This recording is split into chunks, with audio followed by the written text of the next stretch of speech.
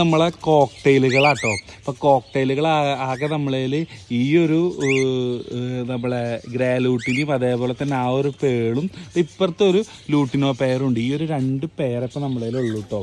അപ്പോൾ ഇത് കൺഫേം ആയിട്ടുള്ള ബ്രീഡിംഗ് പെയറാണ്. നമുക്കിവിടെ ചിക്സും കാര്യങ്ങളൊക്കെ ഇറങ്ങി കിട്ടിയിട്ടുള്ള ബ്രീഡിംഗ് പെയറാണ്.